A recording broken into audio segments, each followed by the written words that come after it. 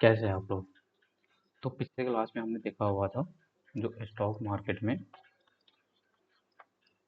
पैसा कैसे बनता है।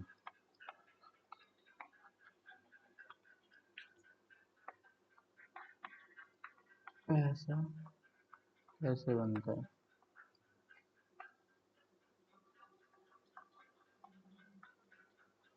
ठीक है।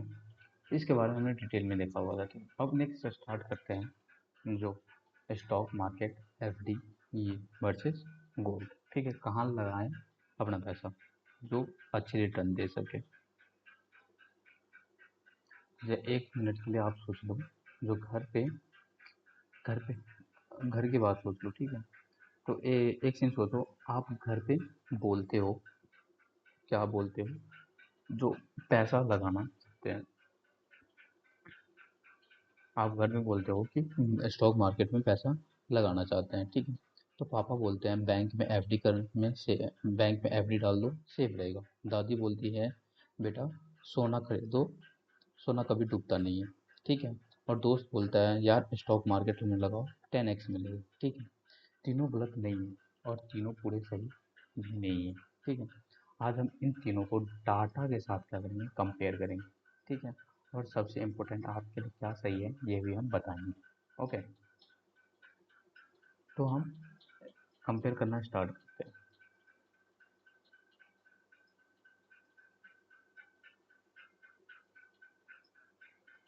तो कंपेयर के रूल्स होंगे, हम तीनों को क्या करेंगे, चार चीज़ों में जज करेंगे, ठीक।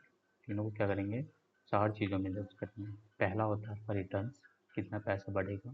दूसरा आता है रिस्क, कितना डूब सकता है। थर्ड आएगा आपकी लिक्विडिटी, ज़रूरत पे पैसा कितनी आसानी से निकाल सकते हो, ये चीज़। और फोर्थ आता है आपका इन्फ्लेशन प्रोटेक्शन, ठीक है। इसमें क्या होता है, जो क्या आपका पैसा महंगाई से आगे चल रहा है या नहीं चल रहा है, ठीक है। तो ये चीज़ हम क्या करेंगे, कंपेयर करेंगे। ओके, तो सबसे पहले हम बात करते हैं बैंक डिपॉजिट या एफडी के बारे में बात करते हैं। पहले क्या बात करते हैं हम, बैंक फिक्स डिपॉजिट, जिसको हम बोलते हैं क्या, एफडी बोलते हैं, ठीक। इसके बारे में पहले बात करते हैं। ये जो एफडी एफडी क्या है, इंडिया का सबसे पॉपुलर इन्वेस्टमेंट है, ठीक है। हर घर में है, सब कुछ क्या करवाता है, एफडी करवा लेता है, ठीक है। गारंटी है बैंक देगा, आरबीआई रेगुलेट करता है इसको, ठीक है। रिटर्न्स, फर्स्ट कंपेरिजन में आता है आपका रिटर्न्स, ठीक है। अभी मेजर बैंक्स एफडी में रेगुलरली 6.5 से लेके 7.5% एनुअल रिटर्न दे रहे हैं, ठीक है।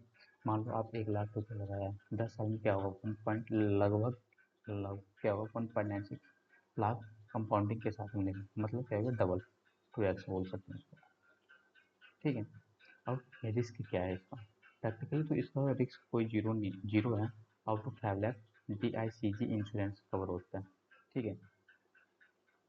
क्या होता है, DICG इंश्योरेंस कवर होता है, ठीक है। मतलब बैंक डूबे तो भी पैसा सेफ है। अगर आप जिस बैंक में आप दे रहे हैं ना, अगर वो बैंक क्या होगा, डूब भी जाएगा तो क्या होगा, वो सेव रहेगा, आपको वो पैसा रिटर्न मिल जाएगा, ठीक है। इसके बाद आता है लिक्विडिटी। लिक्विडिटी में क्या होता है, ठीक ठाक है, लमसम ठीक ही है इसका लिक्विडिटी, ठीक है। Pre mature withdrawal, pre mature होने से पहले अगर हम पॉसिबल नहीं है, प्री मैच्योर विड्रॉवल पॉसिबल नहीं है इसमें, ठीक है। लेकिन पेनल्टी भी लगती है, अगर आप प्री मैच्योर होने से, मैच्योरिटी होने से पहले आप जो विड्रॉ करेंगे ना, तो क्या हो सकता है, आपको पेनल्टी देना पड़ेगा, 0.5 से लेकर 1% के बीच तक के, इसमें क्या होगा, पेनल्टी आप दे सकते हैं। इसके बाद आता है इन्फ्लेशन प्रोटेक्शन। इन्फ्लेशन प्रोटेक्शन जैसे मैंने आपको बताया हुआ था, जो महंगाई के साथ में आपका पैसा आगे चल रहा है या नहीं चल रहा है, ठीक है। इंडिया में जो एवरेज इन्फ्लेमेशन है वो कितना है, 5 से लेकर 6% रहता है, ठीक है। एवरी रेट आपको 7%, रियल रिटर्न सिर्फ 1 से 2% हो गया। और 20 साल बाद परचेजिंग पावर जो है कम हो सकती है, ठीक है। तो एफडी का रिडक्ट क्या हुआ, सेफ है, गारंटी भी है, लेकिन लॉन्ग टर्म वेल्थ बनाने के लिए अकेला काफ़ी नहीं हो सकता है, इसके लिए और भी साथ में चाहिए होगा, ठीक है। अब जो नेक्स्ट आपका आता है वो है क्या, गोल्ड, ठीक है। अब गोल्ड के बारे में हम देखते हैं, गोल्ड का कंपेरिजन करते हैं, मतलब गोल्ड जो है 2004 में गोल्ड का प्राइस था आपका 26,000 10 ग्राम का पर 10 ग्राम। 2024 में हुआ आपका 73,000 पर 10 ग्राम। मतलब जो हुआ 12x से भी ज़्यादा 20 साल में हो गया। ठीक है। ठीक है। अब गोल्ड का रिटर्न बहुत ही अनइवन होते हैं। क्या होता है, जो गोल्ड का रिटर्न जो होता है बहुत ज़्यादा अनइवन होते हैं। कभी 5 साल 6 साल तक फ्लैट रहेगा, मतलब एक जैसा ही रहे, मतलब एक रेंज बना लेगा। जैसे यहाँ से लेके यहाँ तक, ठीक है, मान लो यहाँ पे 100 रुपये हैं और यहाँ पे 200 रुपये, तो इसी बीच में फ्लैट रहेगा, ऊपर जाएगा नीचे आएगा, ऊपर आएगा जाएगा नीचे आएगा। इसी तरह से क्या रहेगा, फ्लैट रहेगा। ठीक है। 5 6 साल तक कभी कभी ऐसा हो सकता है। फिर एक साल में 30 to 40% जंप हो जाता है यूजल क्राइसिस के वक्त। क्राइसिस, जब क्राइसिस वगैरह जो आता है ना, उस टाइम में क्या होता है, 30 से 40 30 से 40% का रिटर्न मिल जाता है उसमें। ठीक है। अब बाकी टाइम में क्या रहता है, ये फ्लैट रहता है। ठीक। अब इसके बारे में रिस्क देखते हैं। इसका जो रिस्क है, फिजिकल गोल्ड में चोरी का रिस्क हो सकता है, लॉकर का खर्चा, प्राइस रिस्क। शॉर्ट टर्म में होता है 20 से 30% भी नीचे भी जा सकता है। शॉर्ट टर्म में क्या होगा, 20 से 30% भी नीचे भी जा सकता है। वो ऊपर गया तो नीचे भी जा सकता है। ठीक है। डिजिटल गोल्ड या गोल्ड ETF में फिजिकल रिस्क नहीं होता। जैसे हमने कोई ब्रोकर्स खोलते हैं ना, उस ब्रोकर पे एक ETF का रहता है, एक्सचेंज ट्रेड फंड होता है। ठीक है। Exchange trade. ठीक। अब आता है आपको लिक्विडिटी। अगर फिजिकल गोल्ड लेते हैं तो बेचने में थोड़ा क्या लगेगा, टाइम लग सकता है। एट अ टाइम तो नहीं बेचा जाए, बट थोड़ा टाइम लगेगा। ठीक है। मेकिंग चार्जेस हो गया, नुकसान में जाते हैं। ठीक है। अब जो गोल्ड ETF होगा, स्टॉक मार्केट से इंस्टेंटली बिक सकता है। जो भी हम ब्रोकर्स वगैरह लेते हैं ना, ETF ब्रोकर्स वगैरह से लेते हैं ETF वगैरह, तो हम क्या कर सकते हैं, जो वर्किंग डेज होता है, वर्किंग डेज में हम इंस्टेंटली बेच देते हैं। वर्किंग डे में इंस्टेंटली बिक सकता है। ठीक है। इसके बाद इन्फ्लेशन प्रोटेक्शन में, इन्फ्लेशन में क्या है, गोल्ड इन्फ्लेशन में के अगेंस्ट एक अच्छा हेज है। ठीक है। जो गोल्ड है ना, इन्फ्लेशन के अगेंस्ट में क्या है, बहुत ही अच्छा एक हेज है। जब इकोनॉमी में अनसर्टेनिटी होता है ना, तो रुपये जब कमज़ोर होगा, क्या होगा, रुपये कमज़ोर होता है तो गोल्ड यूजुअली क्या होता है, बढ़ जाता है। ओके। जैसे गोल्ड आपका वीकनेस हो जाएगा, सॉरी, रुपये में कमजोरी आएगी, कमज़ोर होते हैं तो क्या हो जाता है, गोल्ड महंगे हो जाते हैं, इंक्रीज हो जाते हैं उसकी कीमत के हिसाब से जो होते हैं। ठीक है। अब गोल्ड का प्रेडिक्ट क्या है, तो जो अच्छा स्टोर ऑफ वैल्यू है, इसके क्या है, वैल्यू और अच्छे हैं, क्राइसिस में काम आता है। क्या होता है, क्राइसिस में काम आता है ये, लेकिन रेगुलर कांस्टेंट ग्रोथ के लिए डील नहीं है। अगर आप बोलेंगे रेगुलरली कांस्टेंट ग्रोथ होगा, तो वो चीज़ नहीं है। ठीक। ये क्राइसिस के टाइम में अच्छा पैसा पड़ते हैं। नेक्स्ट आता है आपको स्टॉक मार्केट, निफ्टी 50 के इंडेक्स, स्टॉक मार्केट। ठीक है। मैं इंडिविजुअली क्या करेंगे, स्टॉक की बात नहीं करता। क्या है, इंडिविजुअली हम स्टॉक्स की बात नहीं कर रहे हैं, हम बात कर रहे हैं निफ्टी 50 के इंडेक्स। जो निफ्टी 50 होता है ना, जो मैंने पिछली वीडियो में बताया हुआ था, निफ्टी 50 के बारे में, NSE के बारे में बताया हुआ था आपको। जिसमें क्या आता है, इसके अंदर में आप क्या आता है, 50 कंपनी, बड़ी बड़ी कंपनी जो होते हैं, वो कंपनी आते हैं, और टाइम टू टाइम इसमें से कंपनी चेंज हो जाते रहते हैं। ठीक है। 50 कंपनी होती है इसके अंदर। बास्केट ज़्यादा बैलेंस होता है, सेफर ऑप्शन तो बिगनर्स के लिए होते हैं। ठीक है। अब जो रिटर्न है,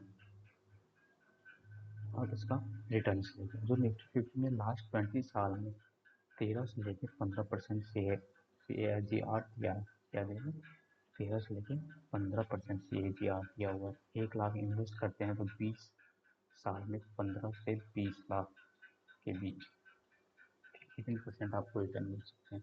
रिस्क, हाँ, रिस्क है इसमें। जैसे 2008 में प्राइसेज आए थे 50%, में 2000 कोविड के एक पैसा आया था जिसमें से 38% गिरा हुआ था।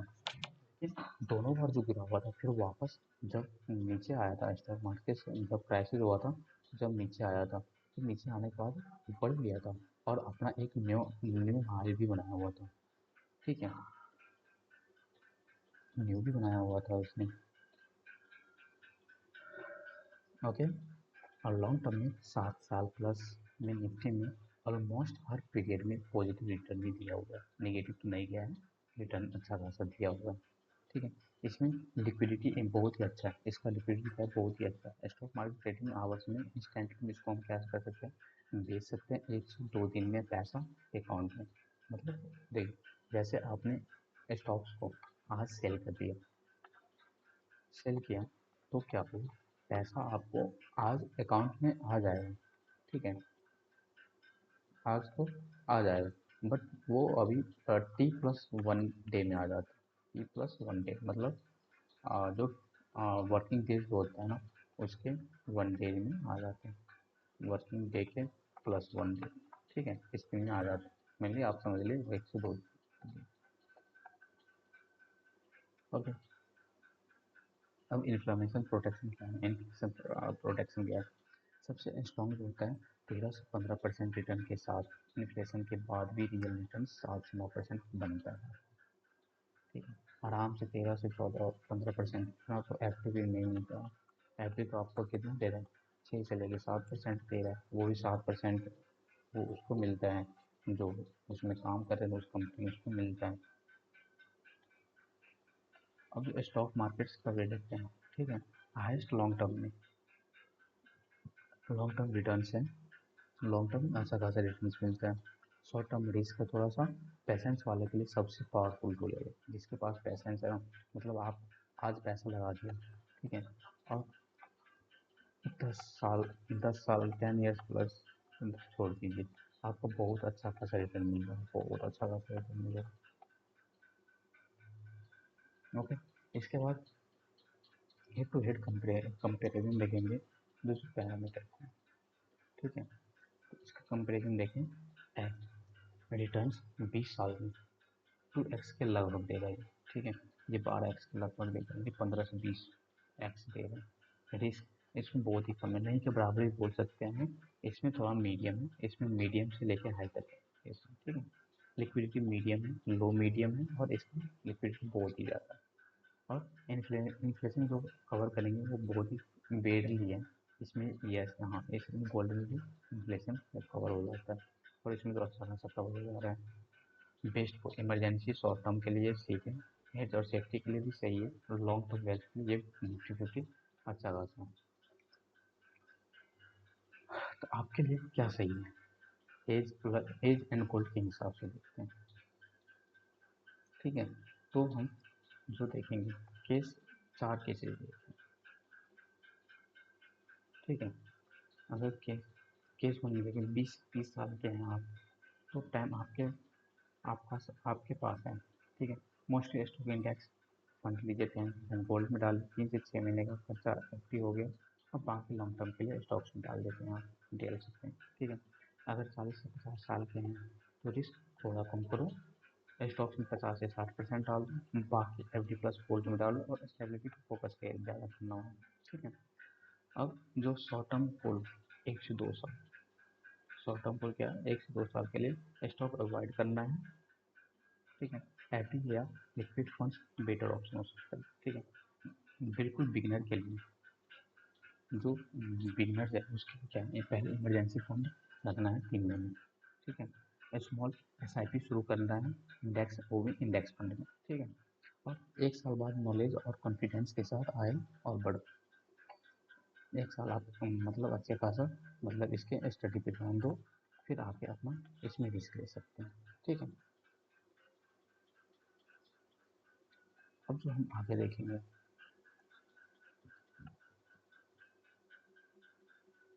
इसका जो कंक्लूजन क्या, एफडी जो है सेफ है। क्या है, एफडी तो सेफ है, ये मैंने पहले भी बताया था, लेकिन अकेला काफ़ी नहीं होगा लॉन्ग टर्म के लिए।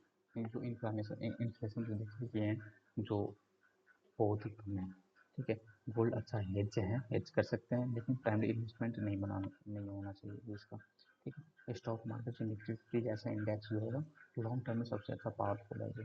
ठीक है, और सबसे बेस्ट स्ट्रैटेजी है होगा, तीनों का कॉम्बिनेशन आपके गोल एंड एज के हिसाब से कर सकते हैं। ठीक है, जैसे परसेंटेज के हिसाब से, मतलब आपके जो इनकम से है ना, उसके हिसाब से आप तीनों में क्या कर सकते हैं, डिवाइड कर सकते हैं। डिवाइड करके आप तीनों में लगा सकते हैं। ये क्या होगा, बैलेंस बना रहेगा। ठीक है,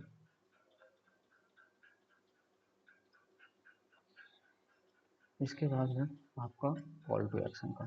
ठीक है, तो अगले वीडियो में हम सीखेंगे, क्या सीखेंगे, जो डीमेट अकाउंट,